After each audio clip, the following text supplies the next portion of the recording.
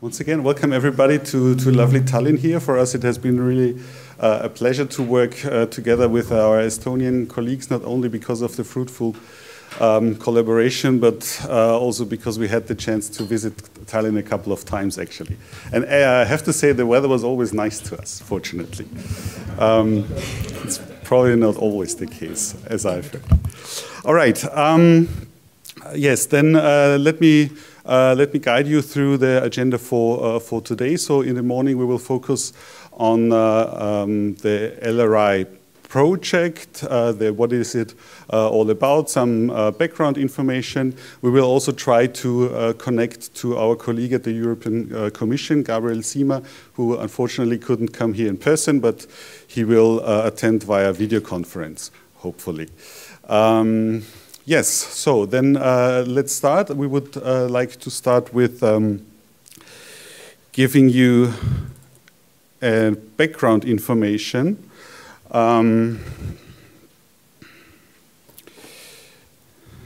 Background information, how it all began. And for that, I kindly ask my colleague Manfred Buric, who is from the Austrian Ministry of Justice, to give you some insights. Manfred, floor is yours. Thank you very much, Matthias. Welcome. Wish you all a good morning. Hopefully you have had a good trip to Tallinn. It is worth every time to come here, as Matthias has mentioned. And what my duties are is more or less to give you a short introduction, because the details will come from the experts, from the technical experts that have been dealing and solving problems. And as you will see, some of the problems have been remaining. One of the first sentences I want to give to you is to say thanks to Katja and her team and Gabriel Zimmer, the whole teams around. This is how projects should be done, even when it comes to more than national projects. It was a working among friends and colleagues, and this is what I really enjoyed and loved the whole time long. It is the best example how to do this. One of the core questions is always, shall I skip that? So I want to tell you something about, I shall tell you something about the backgrounds. What is the origin? Where does the intention to interconnect land registers, where does that come from? The idea is very old, perhaps, but the current trigger more or less comes from the stories, the regulations of the new certificate of inheritance and the EU regulation that tells you something about this. If somebody deceases, there's only one case of inheritance and not in every country than we had it in the past. We all know that there are a lot of obstacles, testimonies that are not forwarded from one country to the next. And the second one is to forward information about immovable assets deceased people may have. And this principle of only one inheritance case in the European Union triggers and drives land register interconnection. There are some additional stories that may come in the future, or they are in scope of the European Union. These are cases about insolvencies when companies have immovables all over Europe or in more than one country. Money laundering is always a story where land registers and business registers may help with information. And the problem is, at the moment, the business register is more or less interconnected. We are now working on land register interconnection, so that fills more and more the gaps some judges or offices may have, officials may have in Europe, to have an overview about assets, what kind of. It is from a certain point of view, it is a service for citizens. When you have more than one inheritance case, one in Spain, one in Austria, one in Sweden, let's say, then you have to pay for 3 notaries. When you have one notary that is dealing with everything, that might become a little bit cheaper, if so. It is a chance, at least. The banks for mortgages have an overview about international immovables. That makes, I think, things a little bit faster and to a certain extent maybe a little bit cheaper. What we do not intend and what we have not discussed about in this project still, what we denied to discuss is we don't want to change our national systems. We as Austrians are not willing to change our approach on land register system. We have a land book system. The same goes for Estonia, and the same is valid for everybody that comes in. We just want to give the notaries, the officials, with the background I have mentioned just before, the chance to gain proper information within a certain time, because insolvencies, this is a time friction story. We have been working very heavy and very extensive on the questions we had to solve. The problem to ask from the Austrian side via e-justice platform to gain information from Estonian land book, vice versa. Everything we could do on our membership, on our member state side, we did it. And we discussed it and we solved the technical problems at the end of the day.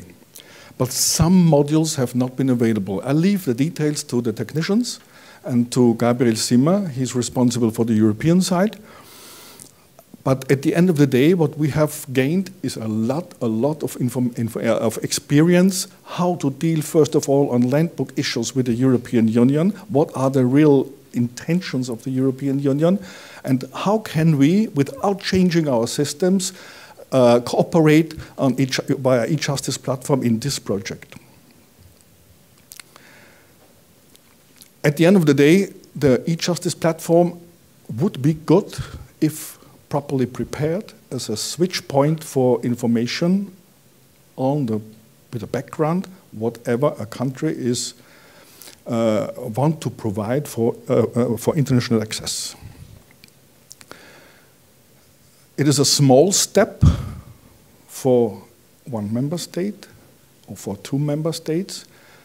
If we would perhaps look in 10 or 15 years and remember this day, we might add a giant leap for Europe, what means to grow together.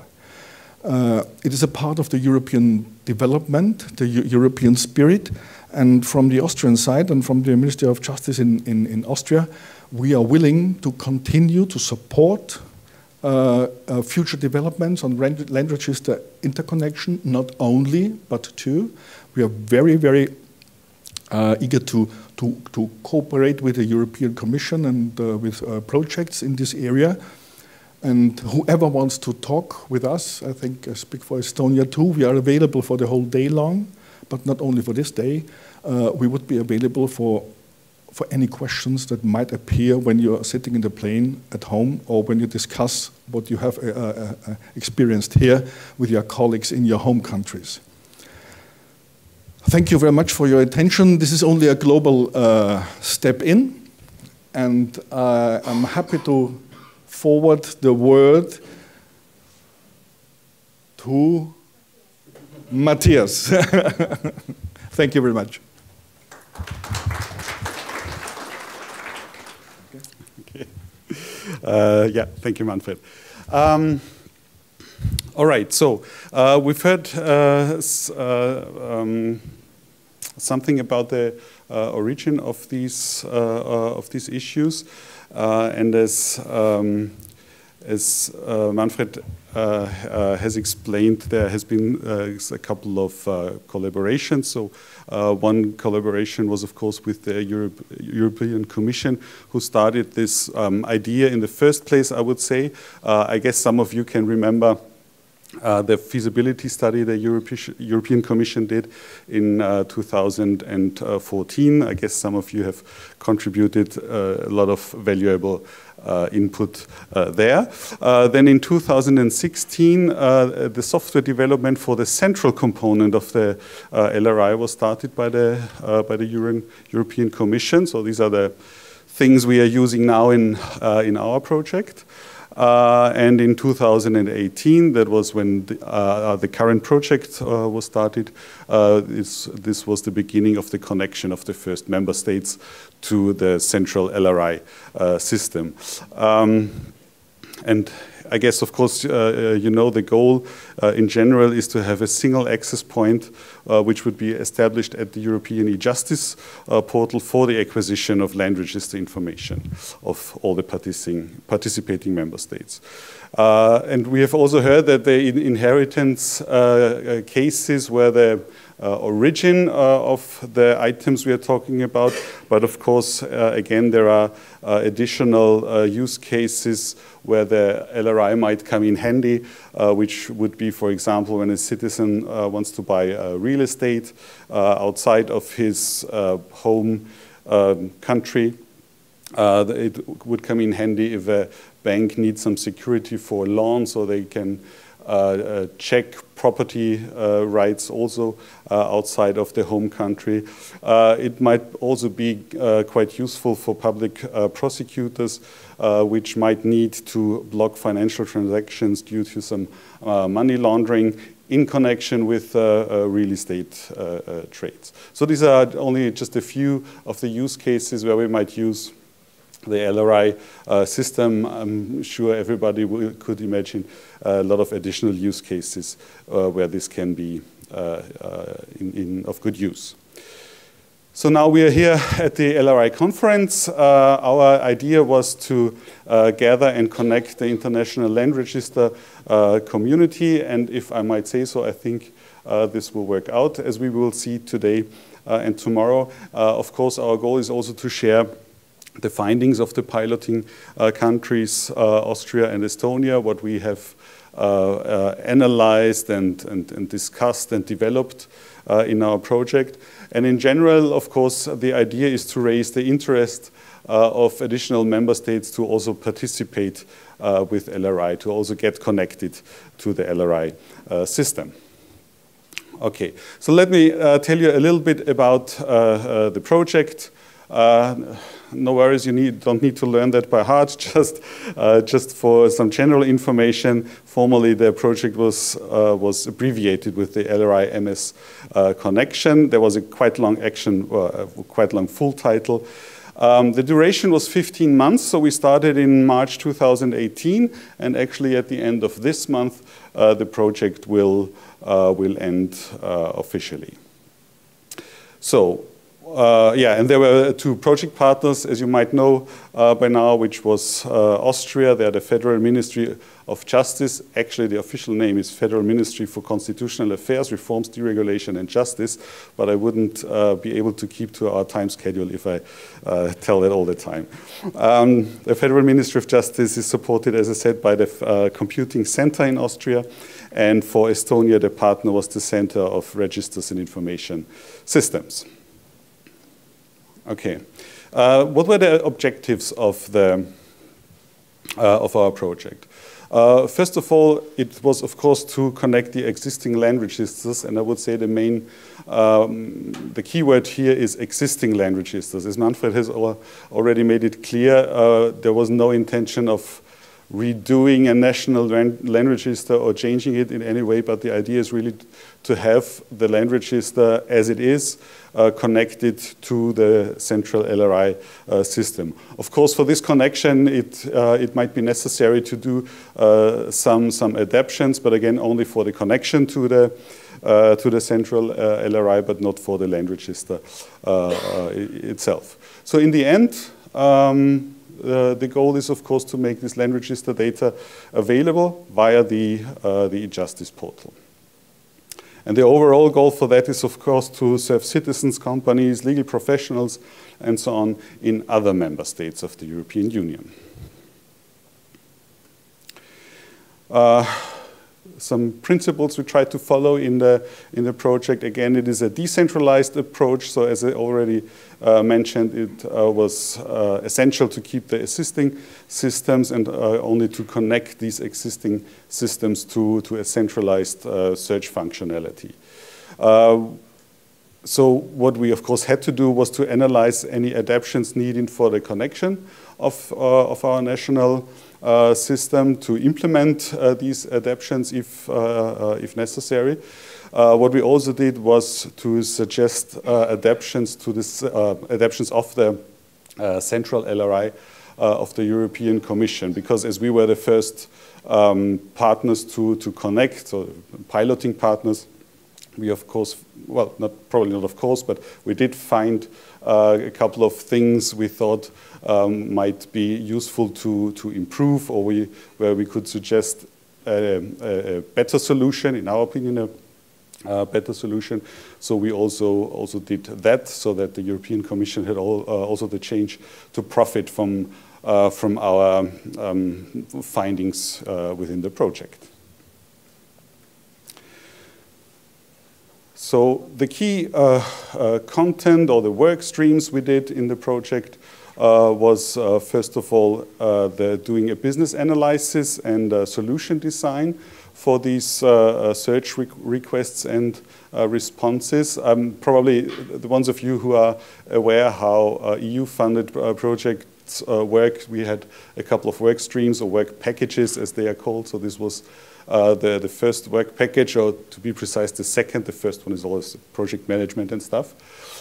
So within this business analysis and solution design, the main content was to describe the how to map the requests and responses from the central system to the national interface. In another work package, then after the analysis, of course, we did the development, the testing, and in the last place, the deployment to a production system of the national components. And then we had a special focus on authentication. So the Commission had one idea in place how to authenticate users at their system, which could be used. But we did a thorough analysis, and we found that there might be a better solution for authentication. And for this better solution, we will have a presentation in the afternoon. I'm really looking forward to this one. In between, as I could see that some of you already started taking pictures of the slides. Of course, this will be disseminated after the conference, most likely via the website. So no need to use up space at your cell phones. Yes. As I said, we had a very close cooperation with the European Commission. And for our next agenda item, we would like to give also the European Commission the chance to explain their point of view on these topics, and also tell you something about the origin of their topics, and also probably an outlook of the to their future tasks. But first of all, I would like to give you a short introduction into the e-justice portal. Actually, let me do some very small interactive stuff here. How many of you do actually know the e-justice portal? Who has already seen it? Okay. This was probably everybody, I think.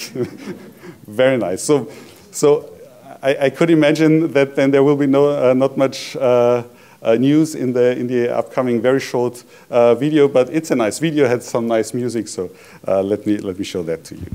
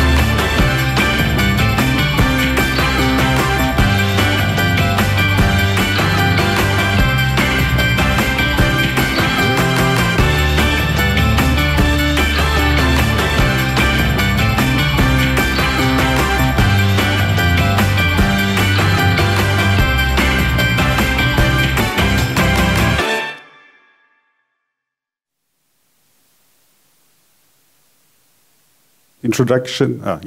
Very short introduction. What the use of the e-justice portal is, and of course, as you have seen, it's a portal, so a very central system to access to get some cross-border information in Europe. And of course, this portal is then the first choice also to access the land register system there.